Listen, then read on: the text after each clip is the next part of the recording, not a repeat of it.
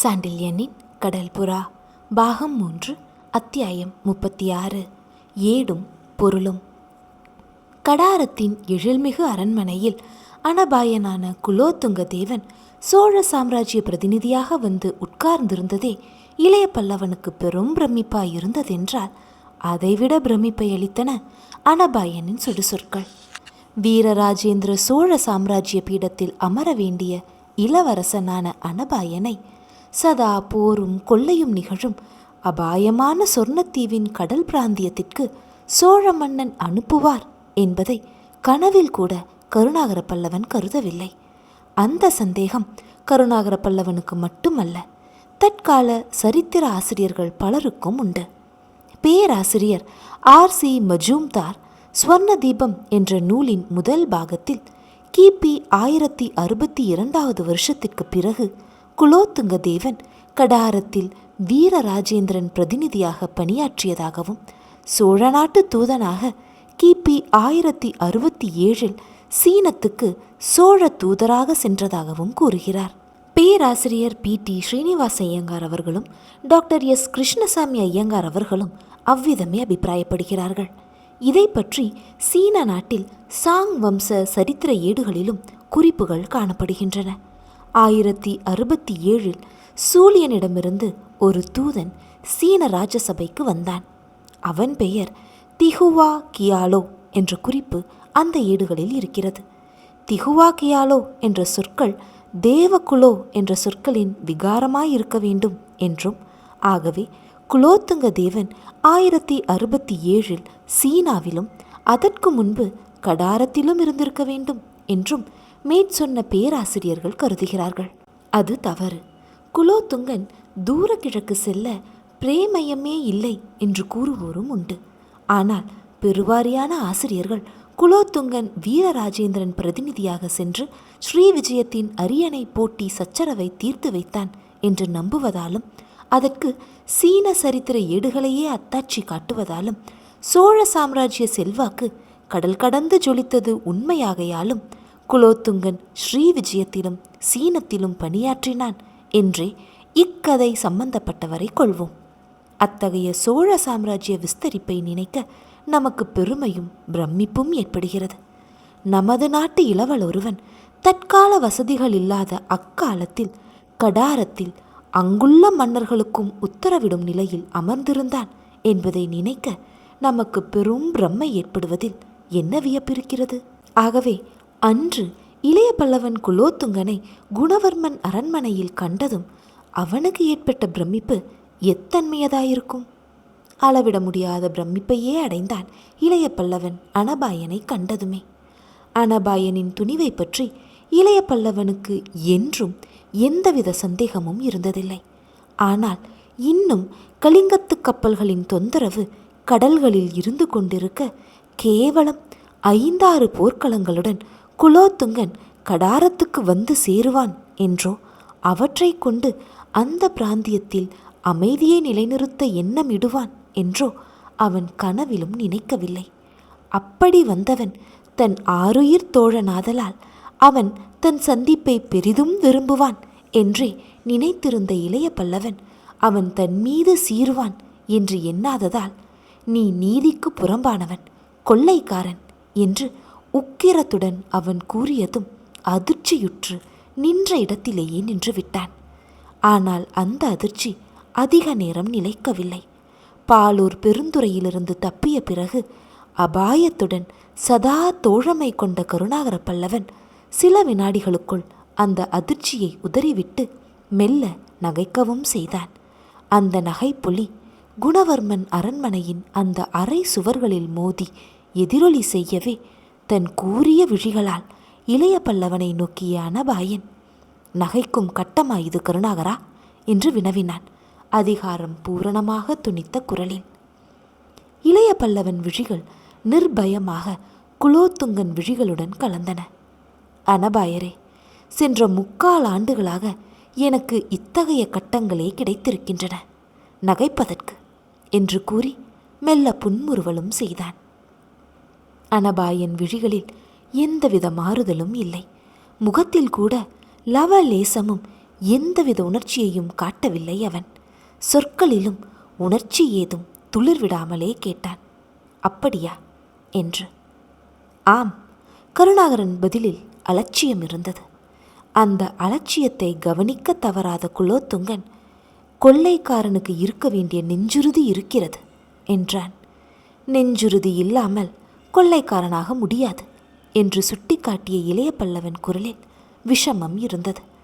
அந்த விஷம ஒளியையும் கவனித்த அனபாயன், அந்த நெஞ்சுறுதியை சட்டத்தை ஒட்டி நீ உபயோகப்படுத்தி இருந்தால் சோழ நாட்டுக்கும் பெரும் லாபம் ஏற்பட்டிருக்குமே கருணாகரா என்றான்.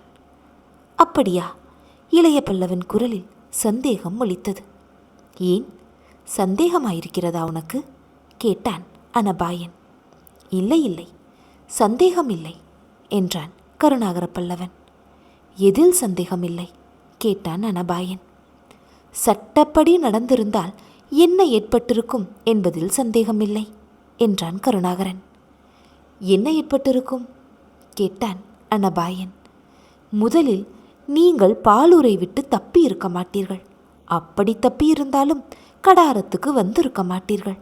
அப்படியே வந்தாலும் இந்த அரண்மனையில் இத்தனை சௌக்கியமாக அமர்ந்து கொண்டு பேசியிருக்க மாட்டீர்கள் என்று இளைய பல்லவன் சொன்னான், குரலில் வெறுப்பு துளங்க.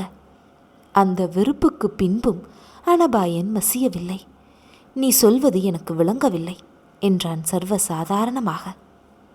இளைய பல்லவன் 2 அடியில் அனபாயனுக்கு எதிரில் அருகில் வந்து நின்று கொண்டான். பிறகு வெறுப்பும் கசப்பும் விஷமமும் கலந்த குரலில் சொன்னான், விளங்க சொல்கிறேன், கேளுங்கள் அனபாயரே. பாலூர் பெருந்துறையில் கலிங்கத்து பீமன் உங்களை சிறையிட்டான்.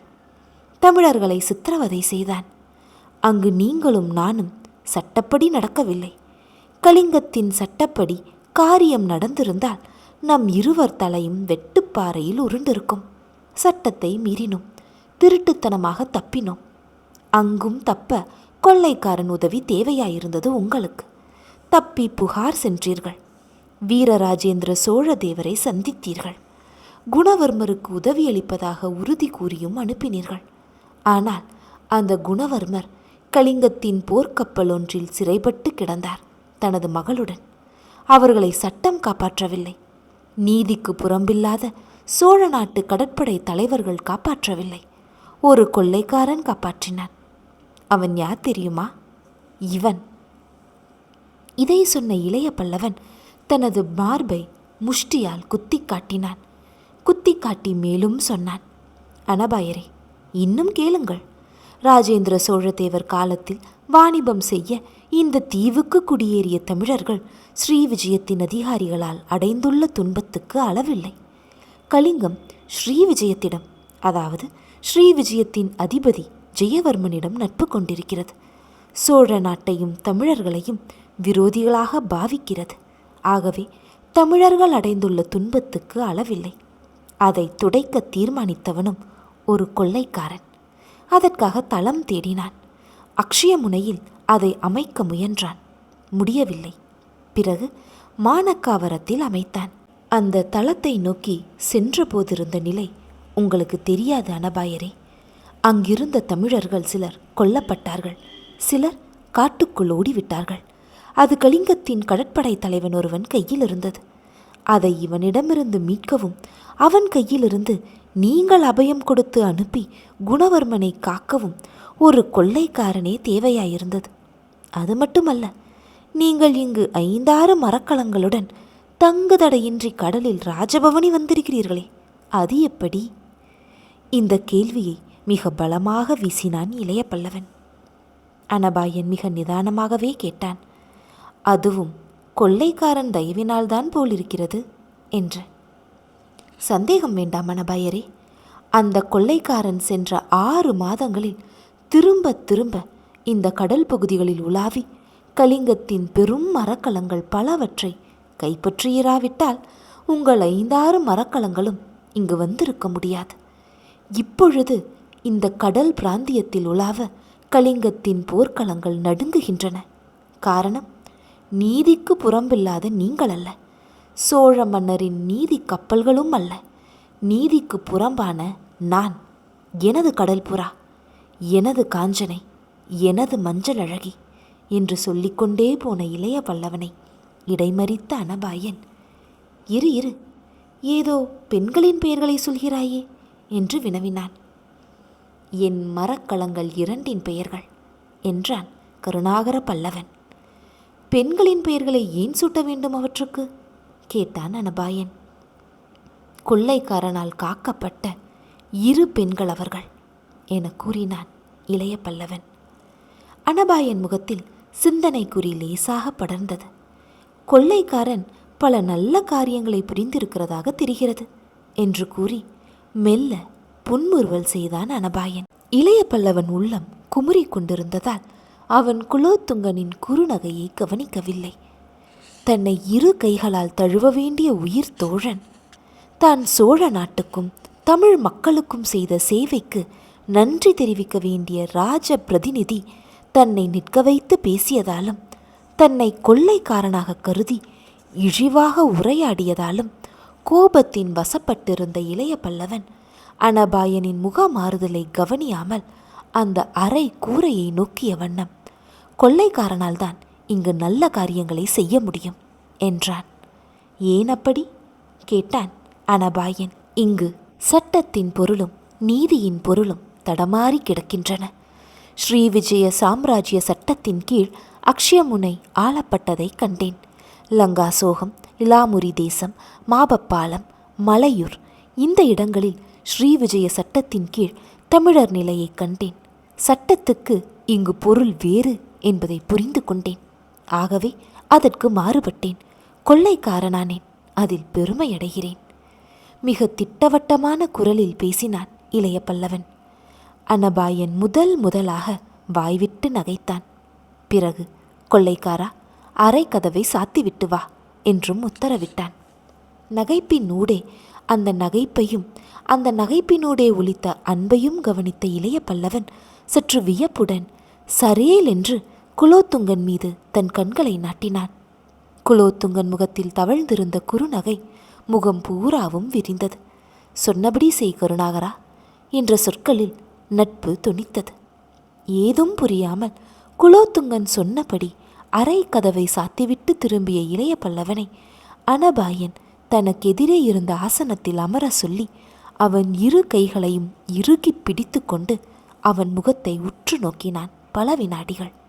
பிறகு மெல்ல புன்முறுவல் கொண்டு, கருணாகரா, சோழ நாட்டில் சொல்வது சரியாகத்தான் இருக்கிறது.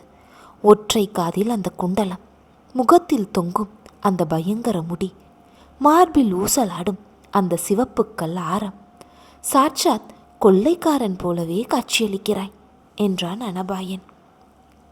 நண்பனின் கைகளுக்குள் பிணைந்து கிடந்த தன் கைகளை எடுக்காமலே, என்னை பற்றி சோழ நாட்டில் அத்தனை கேவலமாகவா பேசுகிறார்கள் என்று வினவினான் இளைய பல்லவன் துயரத்துடன். மக்கள் உன்னை பற்றி பெருமையுடன் பேசுகிறார்கள். மன்னர் மட்டும் என்ற சொற்களை பூர்த்தி செய்யாமல் விட்டான் அனபாயன். மன்னர் மட்டும் கேட்டான் இளைய பல்லவன். உன்னை வெறுக்கிறார் பலர் முன்னிலையில் என்றான் அனபாயன். அப்படியா கேட்டான் இளைய பல்லவன். ஆம், தனிமையில் அவரும் மக்களுடன் சேர்ந்து கொள்கிறார் என்றான் அனபாயன். அதாவது கேட்டான் இளைய பல்லவன். உன்னை மன்னர் புகழ்வதற்கு அளவே இல்லை என்றான் அனபாயன். அதனால்தான் என்னை சிறை செய்ய உங்களை அனுப்பியிருக்கிறாரா? இளைய பல்லவனுடைய இந்த கேள்வியில் வெறுப்பே கலந்து கிடந்தது. அதை கவனித்த குலோத்துங்கன், கருணாகரா, மன்னர் நிலைமை மிகவும் சங்கடமானது. கலிங்கத்துக்கும் நமக்கும் இன்னும் போர் இல்லை. ஸ்ரீவிஜயத்துக்கும் நமக்கும் கூட போர் இல்லை. 2 நாடுகளும் உன்னை பற்றி எதிர்த்து வீரராஜேந்திரரிடம் தூதுவர்களை அனுப்பியிருக்கின்றன.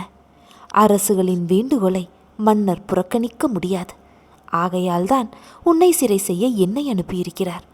உன்னை சிறை செய்ய அவர் மறுத்தால் கலிங்கத்தில் உள்ள தமிழர்களை கொன்று விடுவதாக அனந்தவர்மனும் பீமனும் பயமுறுத்தியும் இருக்கிறார்கள். ஆகையால்தான் மன்னர் என்னை அனுப்பியிருக்கிறார். இரு, அவர் பத்திரத்தை காட்டுகிறேன் என்று கூறிவிட்டு அந்த அரை கோடிக்கு சென்று தனது பேழை ஒன்றிலிருந்து பெரும் செப்பேடு ஒன்றை எடுத்து வந்து நீட்டினான் இளைய பல்லவனிடம். அந்த செப்பேட்டை வாங்கி படித்தான் இளைய பல்லவன். அதன் வாசகம் சிறியதாகத்தான் இருந்தது.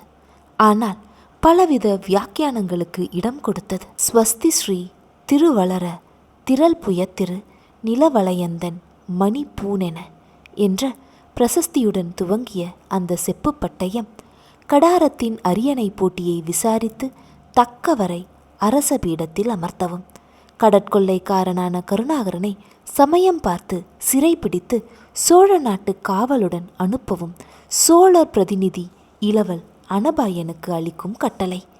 எழுதினன் ஊர்க்கரணத்தான் வடுகன் பாக்கரனென்.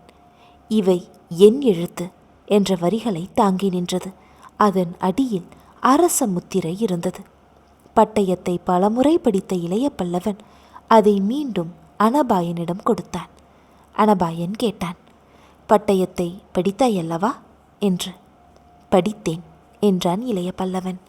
என்ன புரிந்து கொண்டாய் கேட்டான் அனபாயன். புரிந்தது சொற்பம், புரியாதது பல என்றான் இளைய பல்லவன். புரியாதது எது கேட்டான் அனபாயன். கடாரத்தின் அரியணையில் யார் அமர வேண்டும் என்று திட்டமாக குறிப்பிடவில்லை. தவிர என்னை சமயம் பார்த்து சிறை செய்ய சொல்லியிருக்கும் காரணமும் புரியவில்லை என்றான் இளைய பல்லவன். அனபாயன் மஞ்சத்திலிருந்து எழுந்தான். இளவரசன் எழுந்ததால் இளைய பல்லவனும் எழுந்து நின்றான். இரண்டு நண்பர்களும் ஒருவரையொருவர் பார்த்து கொண்டு நீண்ட நேரம் நின்றனர். அதில்தான் வீர ராஜேந்திரனின் இணையற்ற விவேகமும் ராஜதந்திரமும் அடங்கியிருக்கிறது கருணாகரா. விளக்குகிறேன் கேள். இப்படி உட்கார் என்று மஞ்சத்தை விட்டு தரையில் நன்றாக உட்கார்ந்து கொண்டான். இளைய பல்லவனும் அவனுக்கு அருகில் உட்கார்ந்தான்.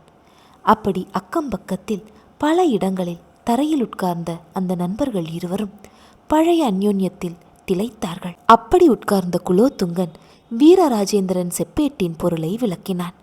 பொருள் விளங்க விளங்க பெரும் ஆச்சரியத்துக்குள்ளான இளைய பல்லவன் இருவருக்கும் இருந்த ஏற்றத்தாழ்வுகளை அறவே மறந்து, நண்பனே, உன்னை பெறவும் வீர ராஜேந்திரரை பெறவும் தமிழகம் என்ன தவம் செய்தது என்று கூறி அனபாயனை அணைத்து கொண்டான். மகிழ்ச்சியுடன் நகைத்தான் அனபாயன். அந்த அறை சுவர்கள் அந்த நகைப்பொலியை ஆமோதிப்பது போல் எதிரொலி கிளப்பின.